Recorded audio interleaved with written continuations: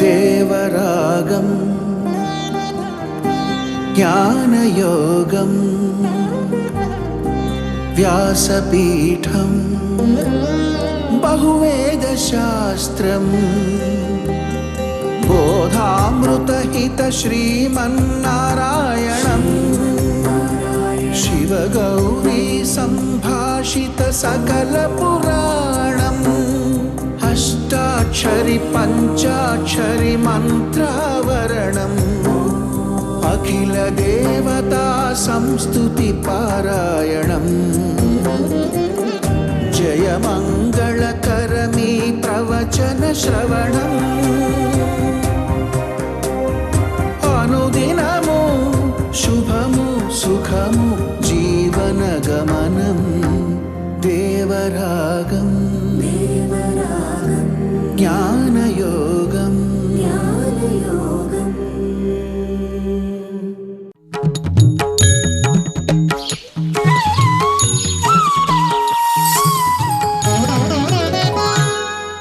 ఆపదామపహర్తారం దాతారం సర్వసంపదాం లోకాభిరామం శ్రీరామం భూయో భూయో నమామ్యహం.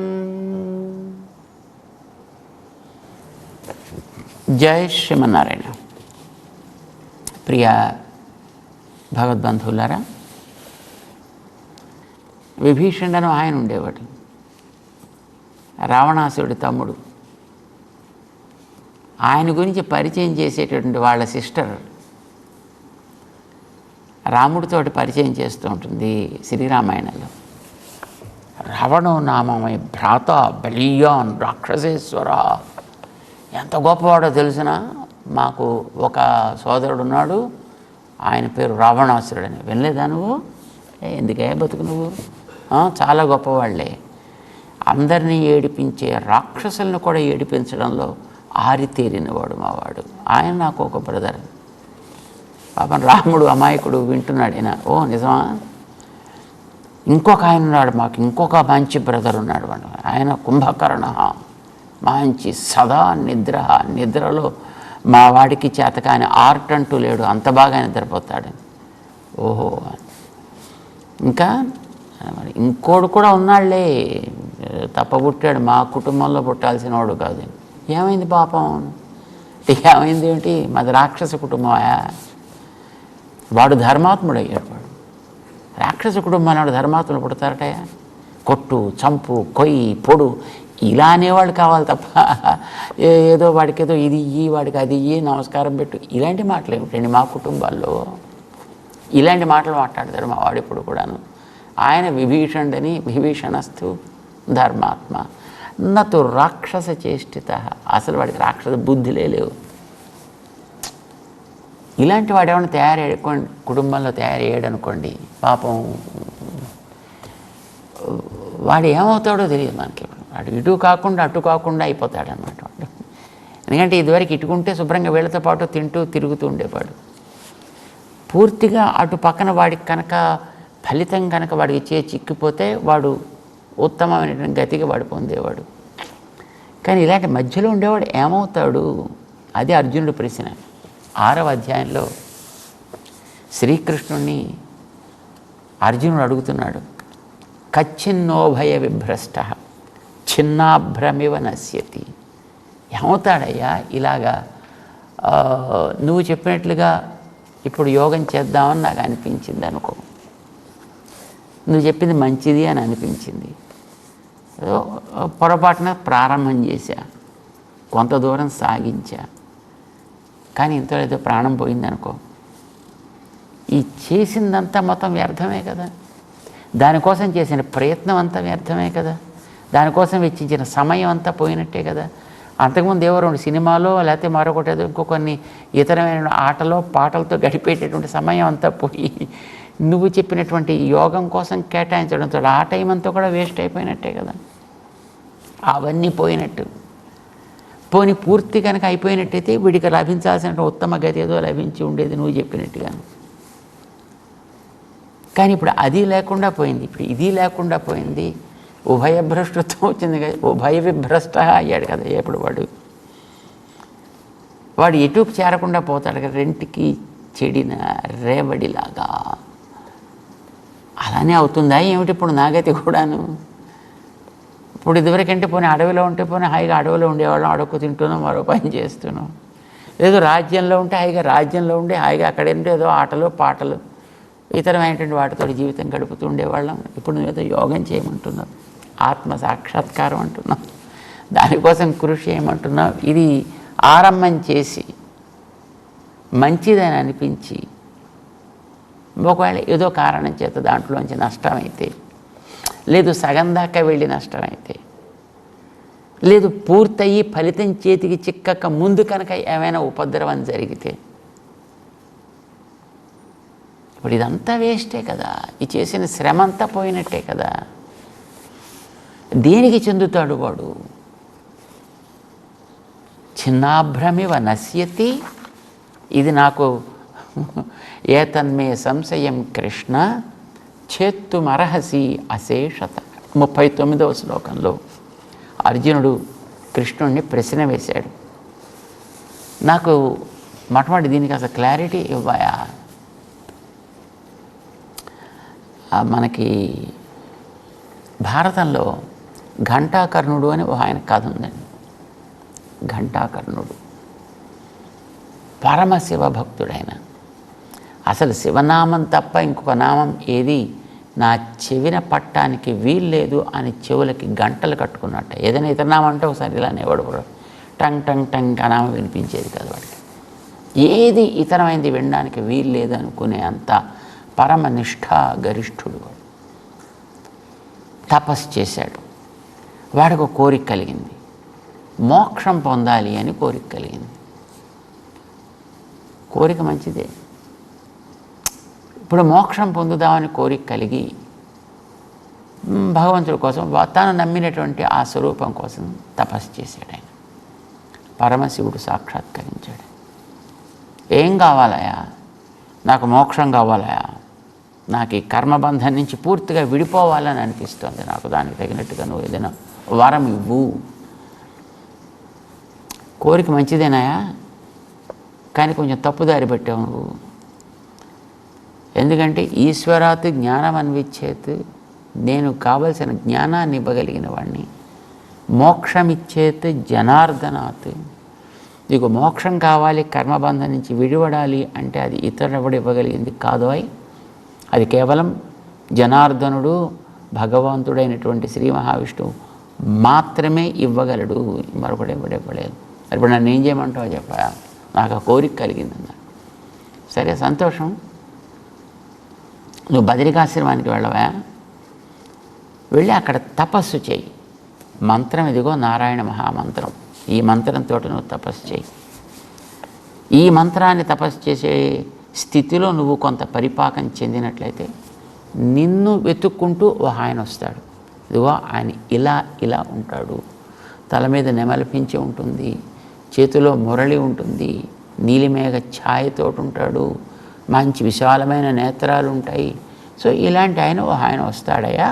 వచ్చినప్పుడు నువ్వు ఆయన్ని చక్కగా తృప్తిపరిచి నీకేం కావాలో అడుగు, నీకు అది లభిస్తుంది. ఇదానికి మిగతాదేం తెలియదు, ఆయన చెప్పినట్టు చేయడం అంతే ఇతనికి తెలుసు. మోక్షం కావలసిన వారికి ఎవరికైనా దారి చూపించే మహనీయుడు పరమశివుడు. దారి చూపించాడు ఆయన. ఘంటాకరుడు అక్కడికి వెళ్ళాడు, తపస్సు చేశాడు, తీవ్రమైనటువంటి తపస్సు చేశాడు.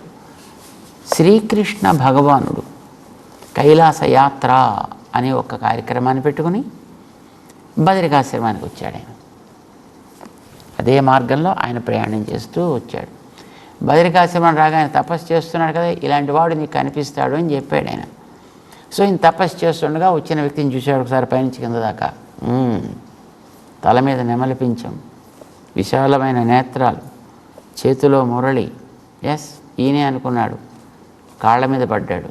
అయ్యా నాకు మోక్షాన్ని ఇవ్వయా. అడగలేదు అలాగా, అదే తమాషా. మొట్టమొదటి ఆయనకి తృప్తి కలిగించాలి కదా. ఇతనా రాక్షసుడు, రాక్షసులు తినే ఆహారం ఏమిటో మనకందరికీ తెలుసును, మాంసం. కనుక తను తినే ఆహారాల్లో అతి ఉత్తమమైన ఆహారాన్ని తను ఆరాధన చేసే దైవానికి పెట్టాలి. ఎవరికైనా అది ఈ కోరిక కదండి. తను ఏదైతే అనుభవిస్తాడో అందులో మంచిది, అందులో ఉత్తమమైనది అది భగవంతుడికి నివేదన చేయాలి. సరే, ఎదురకుండా ఇప్పుడు తనకి వరం ఇవ్వగలిగినటువంటి మహనీయుడు వచ్చాడు, ఇతనే నాకు ఇప్పుడు మోక్షం ఇవ్వాలి కనుక ముందర ఇతన్ని తృప్తిపరచాలి. కనుక ఇప్పుడు ఇతనికి తను తినే ఆహారమైన మాంసం పెట్టాలి. మాంసాల్లోకెల్లా మంచి ఉత్తమమైన మాంసం మానవ మాంసం. అందులో కూడా మంచి చక్కటి చిన్న పిల్లవాడి మాంసం, మంచి లేత మాంసం. కనుక మంచి చక్కగా ఎక్కడో సంధ్యావందనం చేసుకుంటుండేటో చిన్నపిల్లాన్ని చూశాడు, శుభ్రంగా వేసేసాడు, తీసుకొచ్చి దాన్ని ఈ కృష్ణుడికి పెట్టాడు. అక్కడ అతను ఏం చేశాడో చూడలే, కానీ అతని వెనక ఉండేటటువంటి మనస్సులోని సంకల్పాన్ని గమనించాడు స్వామి. సరే, సంతోషపడ్డాడు. ఏం కావాలా? నా తమ్ముడికి మోక్షం కావాలా అన్నాడు ఆయన. నీ తమ్ముడికి మోక్షం? నీకేం కావాలి చెప్పా అంటే, నా తమ్ముడికి మోక్షం కావాలి. ఎందుకని? వాడికి నీ మీద ప్రేమ ఉందా? నా మీద ప్రేమ ఉంటే నేనే చెప్పేటోడు కదా. పోనీ దేవుడి మీద ప్రేమ ఉందా? ఉంటే వాడే చేసుకునేవాడు కదా. పోనీ తపస్సులు గట్రా చేస్తాడా? చేస్తే వాడికే వచ్చేది కదా. మరి వాడికి తపస్సు లేదు, యోగ్యత లేదు, పోనీ నీ మీద భక్తి లేదు, దేవుడి మీద ప్రేమ అంతకంటే లేదు, మరి వాడికి మోక్షం గురించి నీకెందుకయ్యా మధ్యలోనూ అన్నాడు. చూడు, వాడు పాడైపోతున్నాడు, వాడు దుష్టుడైపోయాడు. వాడు నేనేదో కాస్త పోనీ తపస్సు చేసి దేవుడు దయని నేను పొందుతున్నాను, కానీ వాడికి అట్లాంటిది లేదు. వాడు ఎటు చెందకుండా అయిపోతున్నాడు. వాడు బాగుపడాలనే కోరిక నాకుంది. కనుక నీకు దయ అంటూ ఉంటే ముందర వాడికి మోక్షాన్ని ఇప్పించవా. కృష్ణుడికి చాలా సంతోషం వేసింది. వాడు సాధన చెయ్యకుండా వాడికి మోక్షం అనేది ఇవ్వడం తగదా? సరే, వాడి చేత ఆ పని చేయిద్దాం, చేయడానికి వీలయ్యేట్టుగా తయారు చేద్దాం. నీకైతే మాత్రం మోక్షం ఖాయం. నీకు మోక్షాన్ని నేను ఇప్పుడు నేరుగా ఇస్తున్నా. నిన్నాశ్రయించుకున్నటువంటి మహాత్మ్యం చేత అతనికి కూడా ఇప్పుడు ముందర ఉత్తమ గతినిస్తా, ఇంతకంటే మంచి స్థితినిస్తా. ఎక్కడికి చేరితే చెయ్యాల్సిన సాధనని సవ్యంగా చెయ్యగలుగుతాడో అలా చెయ్యగలిగేట్టుగా చేసి ఓ 10,000 సంవత్సరాలు అక్కడ ఉంచి అందులో వాడికి నిలకడ ఏర్పరిచి ఆ తర్వాత వాడిని మోక్షానికి పంపిద్దాం. సరేనా? సంతోషపడ్డాడు ఆయన. అంటే ఆశ్రయించింది ఉత్తమ స్థానాన్ని ఆశ్రయించాడు కనుక తనకి ఏ ఇబ్బంది లేకుండా సద్గతిని పొందాడు, తనువు పొందాడు. తాను అభిమానించినటువంటి తన సోదరుడు కూడా మోక్షం వచ్చేట్టు చేశాడు ఆయన. ఇప్పుడు నువ్వు చెప్పినటువంటి యోగం ఉందే కృష్ణ, ఇప్పుడు ఇది యోగం చేస్తూ జీవించాలి అంటే ఇంట్లో ఉండేవాళ్ళు ఎవరు ఒప్పుకోరు, వాళ్ళెవరికి ఇది ఇష్టం ఉండదు. కనుక వాళ్ళందరూ కూడా ఇంకా వీడు మనకి పనికి వచ్చేవాడు కాడు అని వాళ్ళందరూ వదిలేస్తారు. ఇప్పుడు వీడు చేసి పూర్తిగా అయినట్టయితే తప్పకుండా ఆత్మసాక్షాత్కారం, సామ్య దర్శనము ఏదో లభించవచ్చు.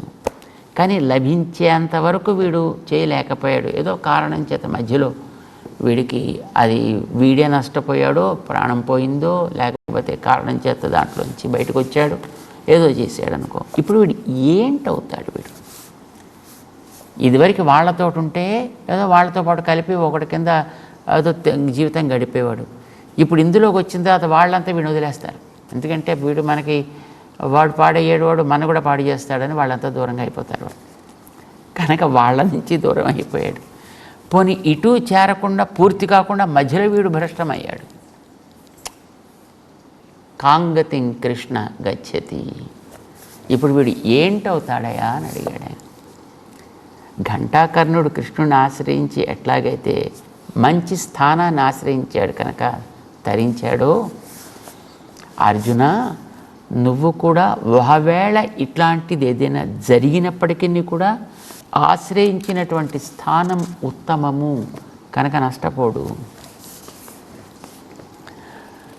విభీషణుడు లంకలో ఉండేవాడు మొట్టమొదటి. లంకా నగరంలో ఆయనకు ఒక కుటుంబం అంటూ ఉంది. ఆయనకు ఒక భార్య ఉంది, ఆయనకి పిల్లలు ఉన్నారు. ఎందుకంటే త్యక్త్వా పుత్రాంశ్చ దారాంశ్చ భవద్గతం మే రాజ్యంచ జీవితంచ ధనానిచ. రాముడి దగ్గరికి వచ్చినప్పుడు చెప్తాడు ఆయన, నేను నా రాజ్యాన్ని, నా ప్రాణాలని, నా భార్యని అన్నిటినీ నేను వదిలిపెట్టేశానయా, నిన్ను నేను శరణు వేడుతు, రాముణ్ణి శరణు వేడుతున్నాను, సుగ్రీవ నాకు చెప్పు అంటే సుగ్రీవుడి దగ్గర ప్రార్థన చేసినప్పుడు ఇవన్నీ చెప్పుకున్నాడు ఆయన. చుట్టూ ఉండేటువంటి వానరులు ఒక్కడు కూడా సపోర్ట్ చేయాల. అందరూ అక్కడే కొట్టేద్దామనో, లేకపోతే వాడిని అక్కడే తీసేద్దామనో, కిందకి దిక్కుండానే కొట్టేద్దామనో ఇలా చెప్పిన వాళ్ళే. సో ఇప్పుడు అక్కడదా ఉన్నదాన్ని వదిలిపెట్టేశాడు ఆయన. ఏదో ఆ ఖస్త ఏవా అంటట్టుగా ఒక్కసారి మొత్తం ఇదంతా వదిలిపెట్టేసి ఉత్తరం తీరమాస్థిత వచ్చేసాడు. అక్కడి నుంచి రాముడు ఉండేటువంటి చోటుకి ఆకాశంలో నిలబడ్డాడు. ఇప్పుడు నేల మీద నీడ లేదు ఇప్పుడు ఆయనకి. లంకలో ఉంటే లంకలో స్థానం ఉండేది, ఇప్పుడు లంకను వదిలిపెట్టి వచ్చాడు ఆయన. పోనీ ఇక్కడ రాముడి దగ్గర దిగుదామంటే కింద ఒక్కొక్కళ్ళను వీళ్ళు వీడికేసి AK-47 అన్నీ రెడీ చేసి పెట్టి కూర్చున్నారు వీళ్ళు. నువ్వు కిందకి దిగామంటే కొట్టేస్తావు అన్నట్టుగాను, దిక్కుండానే కొట్టేస్తావు అన్నట్టుగాను అంతా విభీషణ్ణి ఇష్టపడ్డాయి. ఇప్పుడు ఏం కావాలి? అదృష్టం బాగుండి వచ్చిన చోటు రాముడు కనుక అందరినీ ఒప్పుకునేటట్టు చేసి వాళ్ళందరినీ కూడా ఒప్పించి అప్పుడు విభీషణుణ్ణి దత్తం అస్య అభయం మయా, ఇతనికి నేను అభయాన్ని ఇచ్చా అని అనిపించుకున్నాడు.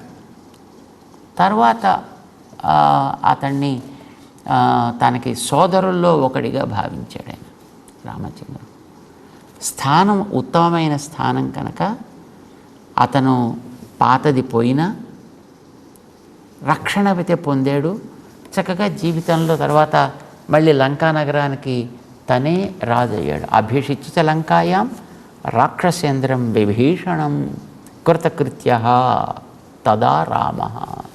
అప్పుడు రామచంద్రుడు విభీషణుడికి తిరిగి మళ్ళీ రాజ్యాన్నిచ్చి అమ్మయ్య నేను కృతకృత్యుడయ్యాను అని అనుకున్నాడు. అంత స్థితిని కలిగించాడు. ఆశ్రయించిన చోటు మంచిది కనుక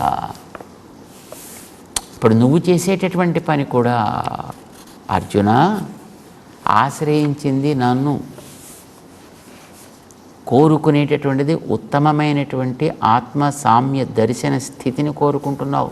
ఇది ఆత్మసాక్షాత్కారానికి పూర్వరంగం ఇది కనుక ఇందులో అవలంబించినటువంటి వ్యక్తి కూడా నష్టపోవడం అనేది ఉండదు సుమా. ఈ విషయంలో మొట్టమొదటి అతను ధైర్యం కలగాలి కదా. అర్జునుడు అడిగాడు, నాకు నువ్వు తప్ప నా సంశయాన్ని తొలగించగలిగిన వాడు ఎవడుండ తోదన్య సంశయస్యాస్య చేత్త నహి ఉపపద్యతే. నాకు ఇంకొకడెవడు నాకు ఈ సంశయాన్ని తొలగించడం అనేది కుదరదయా, కనుక నువ్వు తొలగించాల్సింది అని ప్రార్థన చేశాడు. శ్రీకృష్ణుడు అతనికి చక్కటి ధైర్యాన్ని ఇస్తున్నాడు. తప్పకుండా నువ్వు ఏం చెయ్యాలి అనేది నేను చెబుతా. ఎందుకంటే మిగతా వాళ్ళ లోకంలో కొంత తెలిసిన వాళ్ళు కొంతవరకే చెప్పగలుగుతారు. సమగ్రత అనేది ఉండదు. తాత్కాలిక ప్రయోజనానికి ఏదో వాళ్ళు చెప్పగలగచ్చు, కానీ బట్టి శాశ్వతంగా లభించాల్సిన దాన్ని చెప్పగలిగినటువంటి వ్యక్తి భగవంతుడు నారాయణుడు ఒక్కడే సర్వజ్ఞుడు సర్వవేత్త అని ఆయనకి పేరు. ఆ మాటని తను స్పష్టం చేస్తున్నాడు. త్వదన్య చేత్తా సంశయస్యాస్య నహి ఉపపద్యతే. నువ్వు తప్ప వేరే ఎవ్వడు ఇది చెయ్యలేడు, చెప్పలేడు, కనుక నువ్వు చెప్పాల్సింది. భగవంతుడి గురించి మన పూర్వ ఆచార్యులు ఓ అందమైనటువంటి ప్రతిజ్ఞ చేశాను. యో వేత్తి యుగపత్ సర్వం ప్రత్యక్షేణ సదా స్వతః తం ప్రణమ్య హరిం శాస్త్రం న్యాయతత్వం ప్రచక్ష్మహే. న్యాయతత్వము అని ఒక అతి ఉత్తమ గ్రంథాన్ని రచించేటటువంటి మహానుభావులైనటువంటి ఆచార్యులు వారు చేసినటువంటి ప్రతిజ్ఞ ఇది. యో వేత్తి, వానికి సర్వము తెలుసును. వేత్త కేవలం జ్ఞానం కాదు, జ్ఞానం వేరు, వేతృత్వం వేరు. జ్ఞానం అంటే ఒక వస్తువుని తెలియడం, జ్ఞానం అంటే ఇది పెన్ను తెలిస్తే అది జ్ఞానం.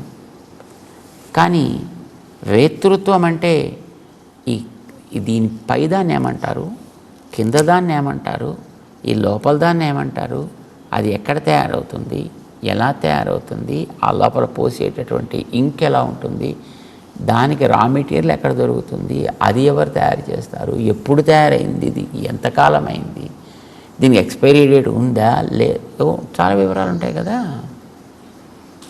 ఈ వివరాలన్నీ కూడా తెలియడం అది వేతృత్వం అంటే. యో వేత్తి, ఆ హరికి సర్వము తెలుసును. యుగపత్, ఇప్పుడు మనకు కూడా తెలుస్తాయి కానీ ఒకదాని తర్వాత ఒకటి మనకి తెలియాలి.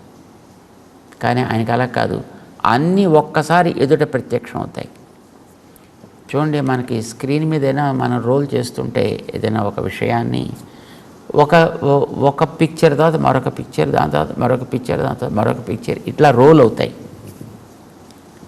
కానీ ఇప్పుడు చూడండి, ఒక 10-16 సీసీ కెమెరాస్ కనిపించే పెద్ద స్క్రీన్స్ ఉంటాయనుకోండి, ఒక్కసారి మొత్తం 16 స్క్రీన్స్ దాని మీద వచ్చేస్తాయి. అంటే ఒక్కసారి ఎక్కడ ఏం జరుగుతోంది అనేది మనకు కనిపించేట్టుంటుంది. మనం అలా చూడగలుగుతాం లేదా వేరే విషయం. మనం చూసిన మళ్ళీ ఒకటోది చూడాలి, మళ్ళీ రెండోది చూడాలి, మూడోది చూడాలి, నాలుగోది చూడాలి, మనం అట్లానే చూడాల్సి వస్తుంది. కానీ అది ఇచ్చేటప్పుడు మాత్రం అన్నింటినీ ఒక్కసారి పట్టుకొచ్చి చూపిస్తుంది అది మనకి. భగవంతుడు ఈ ప్రపంచంలో ఉండే అన్నింటినీ తెలుసుకోగలుగుతాడు. యుగపత్ వేత్తి, సర్వం వేత్తి.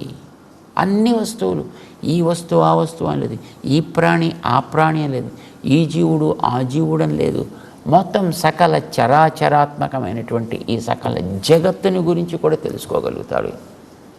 ఎలా? సీసీ కెమెరాలో మనం ఒక దృశ్యాన్ని చూసినంత స్పష్టంగా. ఇప్పుడు మనం కూడా తెలుసుకుంటాం, అక్కడ యుద్ధం జరిగింది, అదో అక్కడ ఫలానా దేశంతో దాన్ని మన వాళ్ళు ఇలా కొట్టారు, అంతకుముందు ఇలా జరిగింది, వాళ్ళు అలా చేశారు. ఇది కూడా మనం వింటున్నాం, తెలుసుకుంటున్నాం, కానీ అది మనకి ప్రత్యక్షం కాదు. అది ఎవడో షూట్ చేసి చూపిస్తే మనం చూస్తున్నాం, కానీ మనకి అది ప్రత్యక్షం కాదు. కానీ ఈ ప్రపంచంలో ఉండే సకల వస్తువుల్ని కూడా ప్రత్యక్షేణ తెలుసుకోగలిగిన వాడు శ్రీహరి ఒక్కడు మాత్రమే. ప్రత్యక్షేణ ఎందుకంటే ఆయన సర్వవ్యాపి, ఆయన లేని చోటంటూ లేదు కనుక ఎక్కడ ఏం జరుగుతోంది అనేది ఆయనకు అక్కడే ఉంటాడు. ఆయన ఎప్పుడు మామూలుగా మిగతా వాడైతే కొంతసేపు పనిచేసే కొంతసేపు నిద్రపోవాల్సి వస్తుంది. లేదు ఆ ఆ దృశ్యాన్ని చూపించే మిషన్ ఏదో కొంతసేపు వేడెక్కిపోతే మళ్ళీ దాన్ని కూల్ డౌన్ చేయాల్సి వస్తుంది. లేదు అందులో బ్యాటరీ పెడితే బ్యాటరీ అయిపోతే మళ్ళీ బ్యాటరీ రీప్లేస్ చేయాల్సి వస్తుంది. ఇలాంటివేవో ఉంటాయి. కానీ ఆయనకి ప్రత్యక్షేణ సదా ఎప్పటికీ తెలుసుకోగలుగుతాడు. ఆయనకి ఒక్క క్షణం కూడా దాంట్లో ల్యాప్స్ అనేది ఉండదు. మన వీడియో తీసిన అందులో కొన్ని కనిపించకపోవచ్చు, ఆయనకి అట్లా కనిపించకపోవడం అనేటటువంటిది లేదు. మనకి ఏదైనా ఒక విషయాన్ని గురించి ఇంకొకటి కూడా ఎక్స్ప్లెయిన్ చేయాలి, ఆయనకు అవసరం లేదు. స్వతహా వేత్తి, సదా వేత్తి, స్వతహ వేత్తి, ప్రత్యక్షేణ వేత్తి. ఆయనకి ప్రతి వస్తువు ప్రతి క్షణం కూడా అన్నీ స్పష్టంగా తెలుస్తూ ఉంటాయి. కృష్ణ నువ్వు ఆ హరివయ, అందుకు నువ్వే చెప్పాలి నాకు ఏ విధంగా నాకుండేటటువంటి అవరోధాలు తొలగి, లేదు మధ్యలో ఏర్పడే అవరోధాలని తొలగించి నువ్వు అనుగ్రహించినటువంటి సామ్య దర్శనం అనేటటువంటి ఫలితాన్ని నేను చక్కగా పొందగలుగుతాను. ఆ మార్గాన్ని నాకు నువ్వు ఉపదేశం చెయ్యవా? నీకంటే వేరే ఎవరు నా మీద అట్లాంటి ప్రేమ కలిగి చెప్పేవాడు లేరయ్యా వివరించాల్సింది అని ప్రార్థన చేశాడు. కృష్ణుడికి సంతోషం వేసింది. 40వ శ్లోకం దగ్గర నుంచి అతనికి ఉపదేశం చేయడం ప్రారంభం చేస్తాడు శ్రీకృష్ణుడు. ఏం చేశాడో తెలుసుకునే ప్రయత్నం మనం కూడా చేద్దాం. జై శ్రీమన్నారాయణ.